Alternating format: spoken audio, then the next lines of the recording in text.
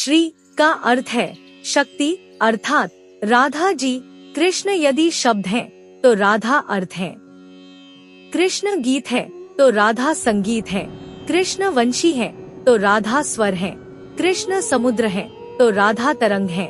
कृष्ण पुष्प है तो राधा उस पुष्प की सुगंध है। राधा जी कृष्ण जी की आह्लादिनी शक्ति हैं। वह दोनों एक दूसरे से अलग हैं ही नहीं। ठीक वैसे जैसे शिव और हरि एक ही हैं, भक्तों के लिए वे अलग अलग रूप धारण करते हैं, अलग अलग लीलाएं करते हैं। राधा एक आध्यात्मिक पृष्ठ है जहाँ द्वैत अद्वैत का मिलन है। राधा एक संपूर्ण काल का उद्गम है जो कृष्ण रूपी समुद्र से मिलती है।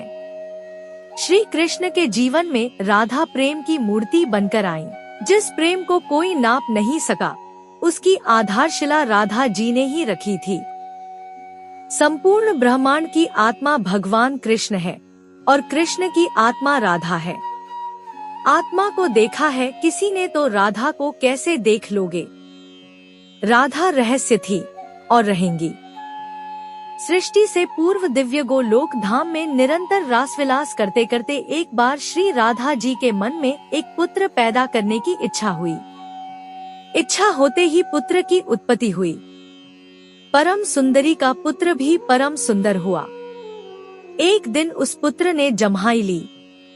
उसके पंचभूत आकाश, पाताल, वन, पर्वत, वृक्ष, अहं तत्व, अहंकार, प्रकृति, पुरुष सभी दिखाई दिए। उसके मुख में यह सब देखकर सुकुमारी श्री राधा रानी को बड़ा बुरा लगा। उन्होंने मन ही मन सोचा कैसा विराट बेटा हुआ है। उन्होंने उसे जल में रख दिया। वही बेटा विराट पुरुष हुआ। उसी से समस्त ब्रह्मांड की उत्पत्ति हुई।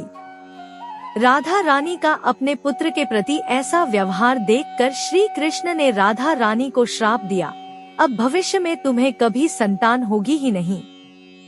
तभी तो राधा रानी का नाम कृशोदरी पड़ा। इनका पेट कभी बढ़ता ही नहीं।